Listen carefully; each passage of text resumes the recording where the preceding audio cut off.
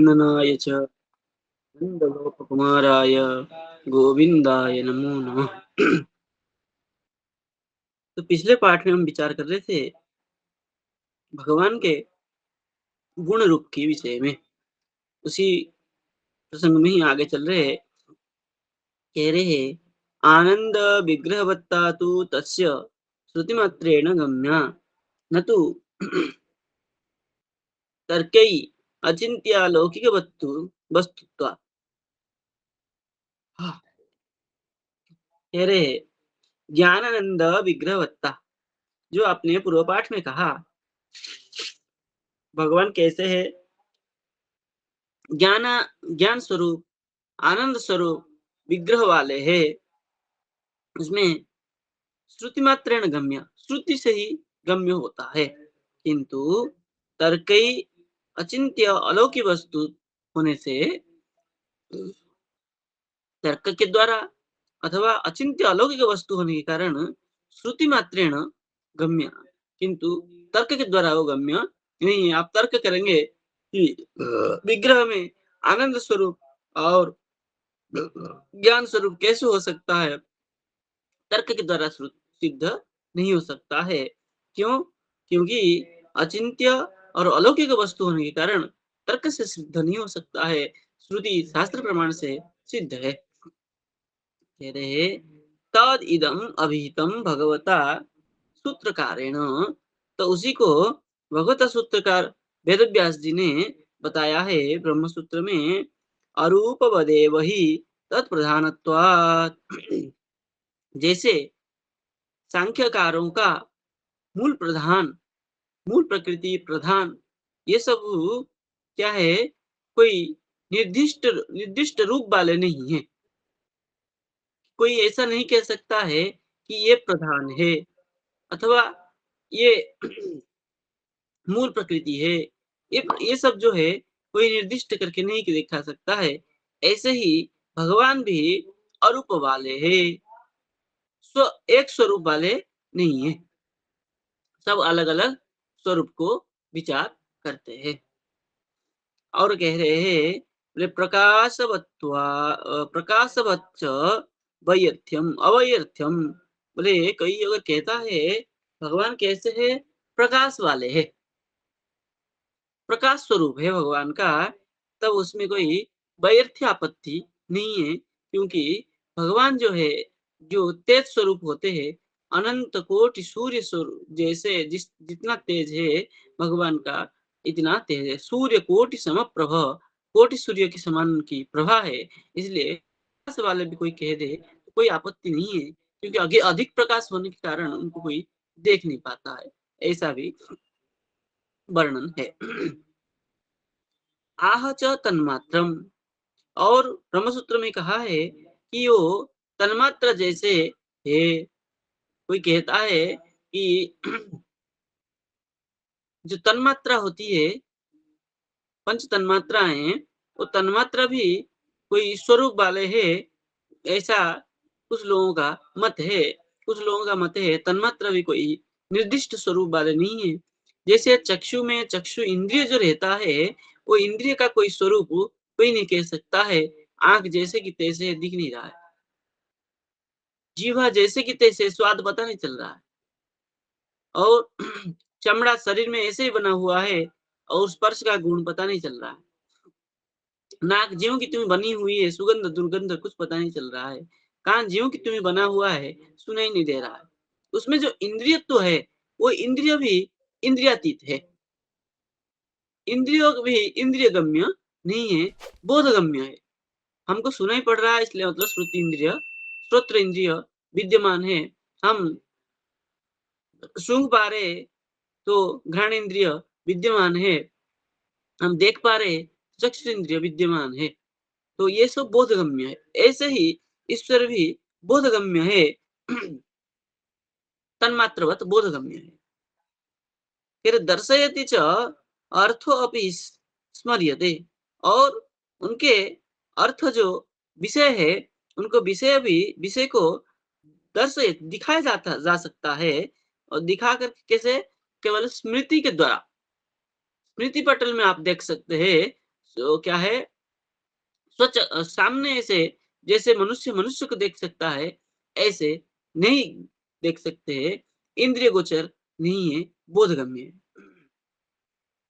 ये ब्रह्मसूत्रों की प्रमाण से प्रमाणित किया गया है।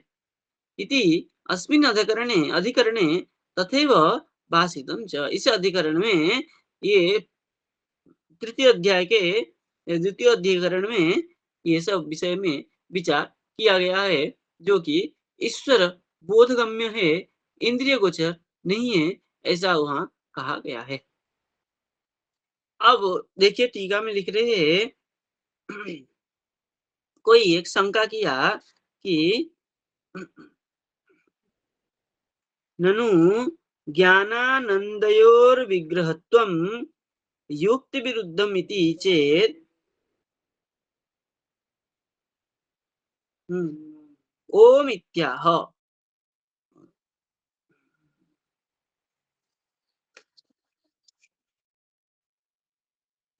कोई कह रहा है ज्ञान स्वरूप और आनंद स्वरूप जो विग्रह है, ये युक्तियों के विरुद्ध है। कैसे?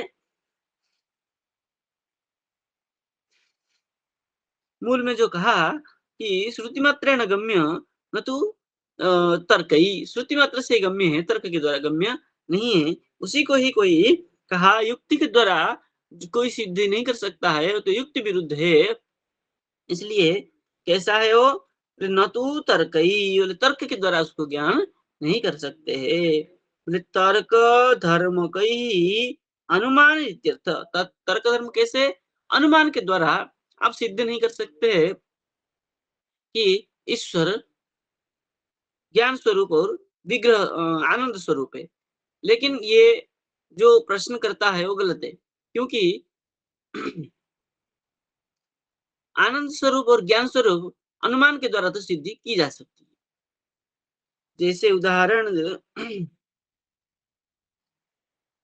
यदि कहीं पूर्णानंद है, अखंड आनंद है, तो भगवान में ही है। आप बुद्धि लगाइए कि हमको कोई वस्तु प्राप्त हुआ, इच्छित इच्छित वस्तु, तो क्या वो आनंद कितना समय रहता है? जो कुछ क्षण रहता है, फिर वो खत्म हो जाता है। जैसे हमारा इच्छा था कि एक साइकिल हो जाए, तो साइकिल मिलते ही हमको आनंद मिला, और हम साल 6 महीना चलाए और वो आनंद खत्म हो गया। अब हमारा चाह हो गया, हमको बाइक चाहिए। तो बाइक मिलते ही जो आनंद हुआ, कुछ दिन रहा, फिर हमको बाइक से कार चाहिए। क्या वो आनंद परिपूर्ण हुआ? एक से आगे बढ़ता चला गया। इच्छित वस्तु प्राप्त होने पर भी वो आनंद नहीं रहा। किंतु भगवत प्राप्ति हो जाए, भगवत लीला में आनंद प्राप्त हो जाए, तो वो जो आनंद है वहाँ पर, वो कभी खत्म नहीं होता है। उसके आगे और कोई आनंद की चाह ही नहीं होती है। तो आनंद की परिसीमा वहीं पर है, तो अनुमान से सिद्ध होता है। ऐसे ही ज्ञान स्वरूप जो है, जितना भी जान ले और जानने को इच्छा होगा, किंतु भगवान को जान लेने के बाद और कोई जानने की शेष नहीं रह जाता है। सब कुछ ज्ञान हो जाता है। तो भगवत विग्रह और ज्ञान स्वरूप में, क्योंकि भगवान में ही आनंद और ज्ञान परिपूर्ण है, तो उनको जान लेने से परिपूर्ण ज्ञान हो जाता है, और कोई शेष नहीं रह जाता है। ये सिद्धांत है। चलिए आगे कह रहे हैं, तद इदमिति विज्ञानानंद विग्रहत्वम अरूपयति रूपम विग्रह तद्विशिष्टम ब्रह्म न इति अरूपवद इति उच्यते। कह रहे हैं, यदि कोई कहे कि ज्ञानानंद विग्रहत्वम अरूप इति, ज्ञानानंद विग्रह और अरूप, यह जो रूप विग्रह तद्विशिष्ट ब्रह्म, रूप विग्रह वाला और तद्विशिष्ट जो ब्रह्म है, यदि ऐसा कोई कहे, तो न इति अरूपवादी उच्यते। तब अरूपवाद अगर कहे किसको? ब्रह्म को। कौन से ब्रह्म को? निर्गुण ब्रह्म को। जो निर्गुण ब्रह्म है वो निराकार है, इसलिए उसमें रूप नहीं है, वो कोई विग्रह वाला नहीं है, किंतु वे भी यो ज्ञान स्वरूप को मानते हैं। तो ब्रह्म को जब ज्ञान स्वरूप मान लिए, तो ज्ञान वाला होने के कारण तो संपूर्ण ज्ञान जिसको प्राप्त हो जाता है उसको आनंद की प्राप्ति होता है। तो ज्ञान स्वरूप आनंद स्वरूप हो गया, तो रूप वाला भी हो गया। तो ये जो निर्गुण निराकार ब्रह्म स्वतः ही खंडित हो गया। बोले कुतः? बोले तस्यैव रूपस्य प्रधानत्वात् आत्मत्वात् द्विभुजत्व ज्ञानित्वात् त्वादि धर्म धर्मित्वात् इत्यर्थ। बोले कैसे? बोले वो जो ब्रह्म आपने बताया, तस्यैव रूपस्य प्रधानत्वात्, जैसे प्रधान का कोई रूप नहीं है, ऐसे यदि कोई रूप मान ले तब, और आत्मत्वात् बोले आत्म भी मानते हो, प्रधान भी मान लेते हो, और द्विभुजत्व द्विभुज ज्ञानत्वात्, द्विभुज ज्ञान होने के कारण दो हाथ वाला है कृष्ण, ऐसा जब जान लेते हो, और धर्मी धर्मवत्वात्, और धर्म और धर्मी ये जब ज्ञान कर लेते हो, तब आपका ये अरूप और ज्ञानानंद विग्रह में कोई शंका नहीं होना चाहिए। कह रहे तस्मात् रूपात भिन्न ब्रह्म इति, इसलिए रूप से भिन्न ब्रह्म जो कहते हो वो सही नहीं है। तब दूसरा शंका का करता है कि ननु ध्यानेन विज्ञानानंदेन ब्रह्मणा जड़ दुःख रूपत्वात् तद्विरुद्धा प्रकृति निर्वारित एव ज्योतिष एव तिमिरम। बोलिए, कोई शंका कर रहा है कि आपने जो कहा कि ब्रह्म रूप वाला नहीं है, तब ध्यानेन विज्ञानानंदेन ब्रह्मणा, ध्यान के द्वारा विज्ञान और आनंद के द्वारा ब्रह्म से जड़ क्या ब्रह्म के जड़ दुःख रूपत्वात् तद विरुद्धा, तो इस ब्रह्म में जड़ दुःख अगर कोई कहता है तो तुम क्या कहते हो? उसके विरोध करते हो। इसका मतलब सुख स्वरूप मानते हो। जहाँ सुख है वहाँ आनंद है, तो आनंद स्वरूप तो स्वतः ही स्वीकार कर लिए। इसलिए प्रकृति प्रकृति ही निवारिता एवं, इसलिए प्रकृति जो कहता है, सांख्य वाले प्रकृति पुरुष को जो मानते हो, तो प्रकृति से ही निवारित हो गया, क्योंकि ईश्वर का कोई ना कोई स्वरूप मानते हो। तो कैसा स्वरूप है? बोले आनंद स्वरूप और ज्ञान स्वरूप है, रूप वाला ही है, रूपवत्ता ही है। ऐसा ज्योतिषैव, ज्योतिष ज्योतिषकार लोग भी कहते हैं कि वो जो ईश्वर है वो कैसा है? अंधकार को नष्ट करने वाला है। तिमिरम, तिमि मतलब अंधकार, अंधकार को नष्ट करने वाले, तिमिरम प्रकाश स्वरूपम। तो जब सब लोग मानते हो, फिर क्यों करते हो? तो कह रहे हैं तत्र विग्रहत्वम व्यर्थमिति चेत, यदि कोई कहे ऐसा मान जाने की बात भी, ये विग्रह को तुम व्यर्थ मानते हो, तब ओ आह प्रकाशते, तब कह रहे हो प्रकाश स्वरूप वाले हैं।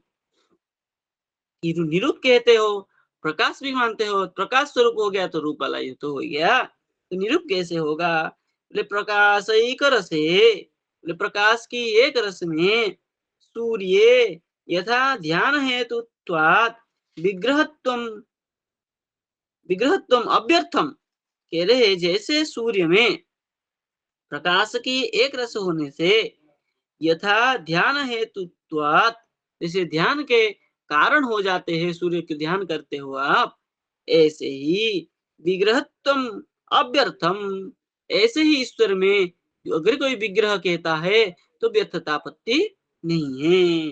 बोले कैसे? तथा ज्ञानानंदे ब्रह्मणीति, ऐसे ही ज्ञानानंद ब्रह्म विग्रहवत्ता है। ऐसे जैसे सूर्य में आप ध्यान करके स्वरूप को स्वीकार करते हो, ऐसे ही ब्रह्म में भी स्वरूप ज्ञानानंद विग्रह स्वरूप विद्यमान है। कह रहे एवं भावे प्रमाणम दर्शयति, उसी भाव को प्रमाण के द्वारा दिखाया।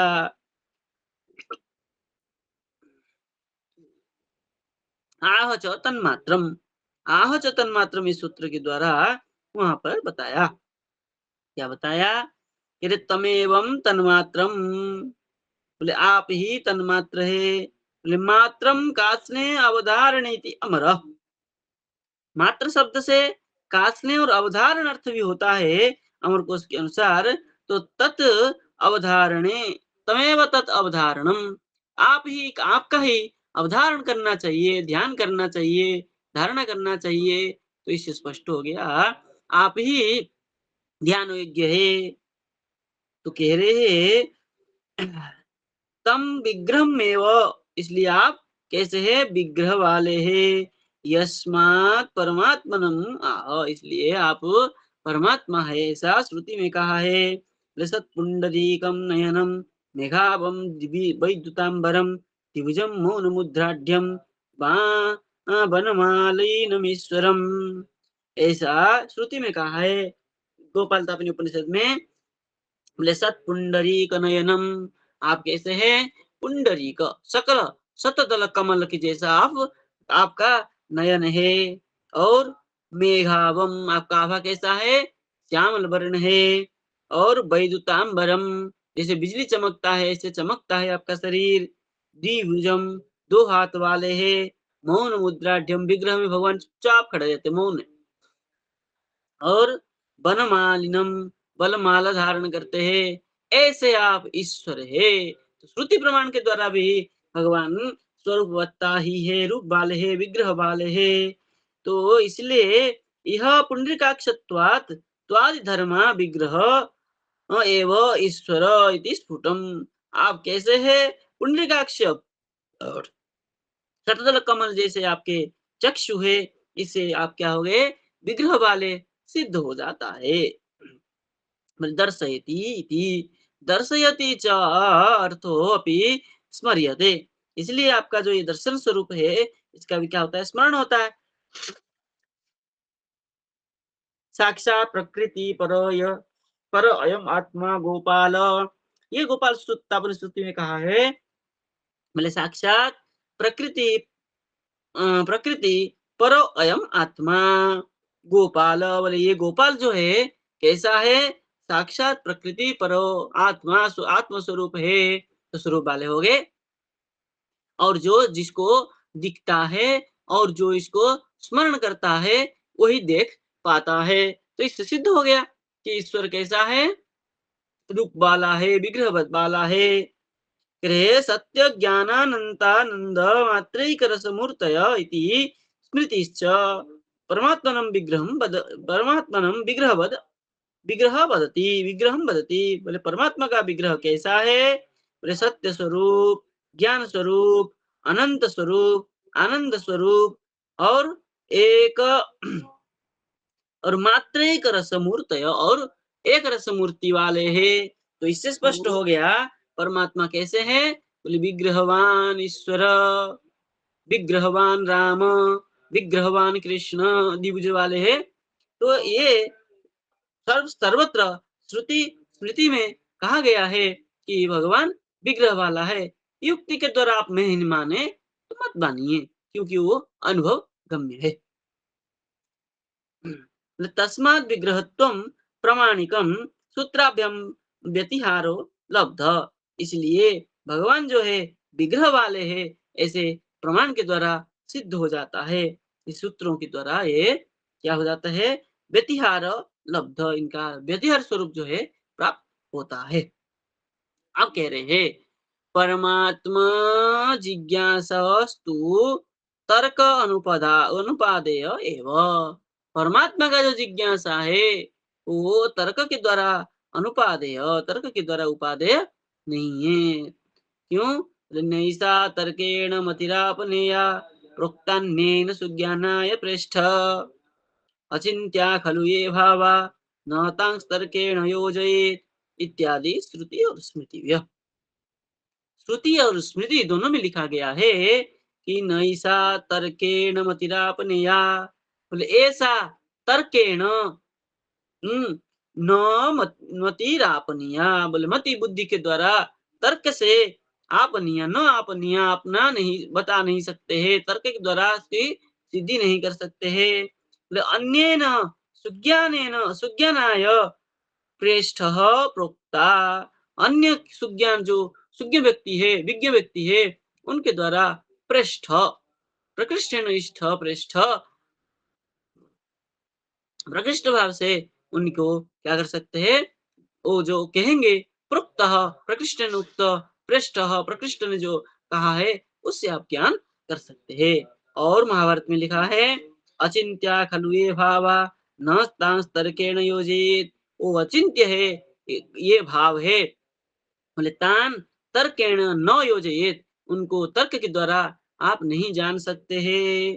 अब कह रहे हैं कोई, ननु, शंका कर रहा है, क्या कह रहा है, बोले मंतव्य इति तर्क अभ्युपगमा, यदि हम मान ले तर्क के द्वारा उनको जान सकते हैं, तब बोले सत्यम वदंती, वदंता सत्यम, बोले वेदांतार्थानुगुणी अनुगुणो असौ न निवार्यते, बोले सत्यम, आप जो कह रहे हो ठीक है, क्योंकि वेदांत जो अर्थ है, विषय है, वो अनुगुण है, असु न निवार्यते, वेदांत के द्वारा उनको आप जान सकते हैं, उसका निवारण हम नहीं करेंगे, किंतु पूर्व उत्तर विरोधेन को अत्र अर्थ अभिमतो भवेत, बोले पूर्व और उत्तर विरोध जो हमने दिया कि तर्क के द्वारा इनको सिद्धि नहीं कर सकते हैं, तो ये दो प्रमाण दिया हमने, क्या इसके विरोध से कौन सा ऐसा यहाँ अभिमतो स्वीकार करते हो, तो कह रहे इत्यादि अमुहनम तर्के शुष्क तर्कस्तु वर्जयेत, इत्यादि मुह्यनम, शुष्क तर्कस्तु वर्जयेत इति स्मृति, स्मृति में भी कहा गया है, शुष्क तर्कस्तु वर्जयेत, शुष्क शुष्क तर्क को क्या करना चाहिए। तो शुष्क तर्क, ये जो आपका तर्क है, ये कैसा है, शुष्क तर्क है, इसलिए इसको त्याग कर देना चाहिए। तदेव विज्ञानानंद विग्रह विग्रहान अतिरेकी तस्य स्वरूपमिति सिद्धम, इसलिए ये जो विज्ञानानंद विग्रह वाले भगवान के स्वरूप है, ये सिद्ध हुआ, और इसी को ही स्वीकार करना चाहिए। देखिए टीका में लिखते हैं, परमात्मे न ऐसे थी, बोले काठके कठोपनिषद में श्रेष्ठ नचिकेता, प्रकृष्टेन इष्ट जो है, नचिकेता ने कहा, क्या कहा, बोले ऐसा ब्रह्म उपासन योग्या, ये ब्रह्म जो है उपासन के योग्य है, और मति तो या तर्केण नापनीया न घटनीया, बोले मति आपके बुद्धि जो है, तर्क के द्वारा इसको स्वीकार नहीं कर सकता है, घटना नहीं कर सकता है, चेष्टा नहीं कर सकता है बुद्धि के द्वारा, ये तो केवल उपासना योग्य है, तो ईश्वर जो है उपासना करने के योग्य है, तर्क के द्वारा उनको जानने की आवश्यकता नहीं है।